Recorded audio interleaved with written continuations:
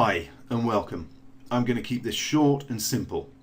Let me show you just how easy it is to create professional looking web graphics with Photoshop once you've learnt the essential design skills.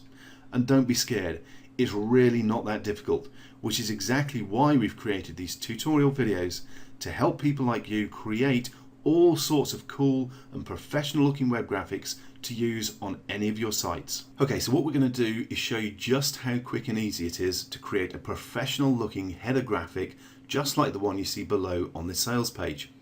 Now I've basically started by creating a blank image 980 by 250 pixels with a transparent background. Now let's recreate that image and show just how quick and easy it is. But remember, these tutorial videos will show you exactly how to do all of this. So don't worry if you don't follow everything I do in this video. This is just to illustrate how quick and easy it is to create professional graphics once you've got the right training on the Photoshop Essentials. Okay, so the first thing I'm going to do is click on the rectangle drawing tool, which is down here. Make sure that's selected. Make sure you don't have anything selected on stroke, and all we need to do is create a box that's bigger than our image itself. It doesn't matter the size, just make sure it covers everything. And now we just click or double click on the layer itself and we go for gradient overlay, and let's click on the gradients available and scroll down and choose the one I want.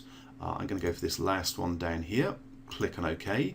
Now at the moment it goes from dark to light, and I actually prefer it light to dark, so I'm going to click on the reverse to upturn it so it's actually from light to dark.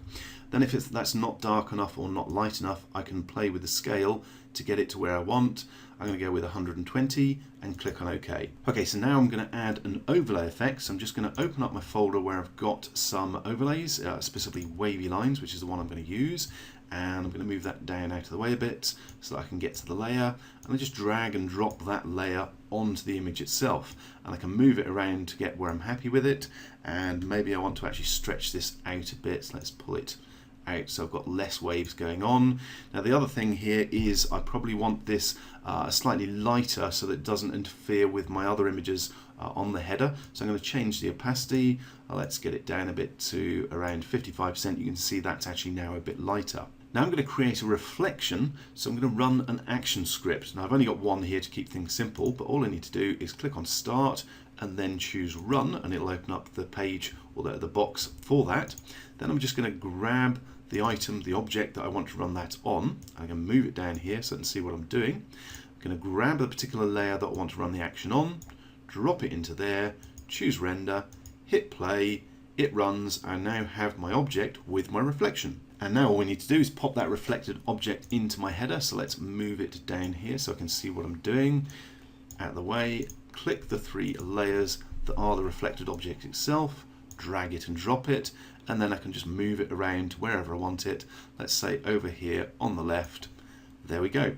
Now I'm going to grab a style for the text that we're going to add to this particular image. So again, I'm going to go to my folder. There are a bunch of these again in the WP Web Graphics pack in the design snippets. So it's style 5 that I've got here. And again, let's move it down here so I can see what I'm doing. And all I need to do is grab the layers that I want, which is pretty much all of them, except the background. And I'm going to drag those over here onto my main image. Let's get rid of that and move this to where I want. Let's center it up, make sure I've got it fitting just right, and move it around a little bit more, center it just right. Now I want to change the red background here, so I'm going to choose the layer that is. It's rectangle 2, and double click, and what I'll do is I'll just pick the color from the surround for our object so that it matches that. Obviously we also need to change the color for the text, so let's go to that and double click, and we just need to go to gradient overlay again and pick a suitable gradient overlay. Let's go for something a bit darker. Let's go with that one, click on OK and click on OK. Okay, so we've got a bit of a gap over here on the right, so we're going to add another object. So let's go back to my folder, and what have I got? I've got a butterfly here, I think, in that one. Yep, let's open that up. Let's drag it down here so again I can see what I'm doing. Let's drag and drop it onto my image, and I want to move it around, get it where I want. Now I do also want to resize that, it's a bit big.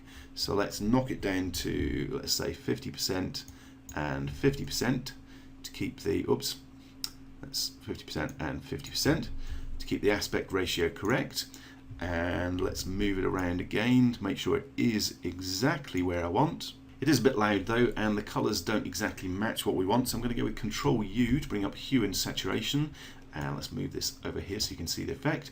I'm just going to whop that all the way down to -180 so it makes it the same colour basically as our background on the image. Now it does fit in nicely, but it probably blends a bit too much into the background colour, so let's add a bit of a glow so that it just stands out a bit. And again, I'm going to move this around so you can see what I'm doing.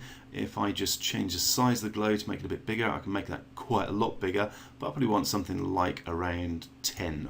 And click on OK, we can now see that it stands out a bit better. And there's one more little effect I'm going to add. Let's just pull up a new layer.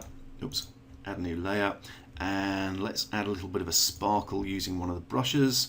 Let's make a sparkle up here on the right.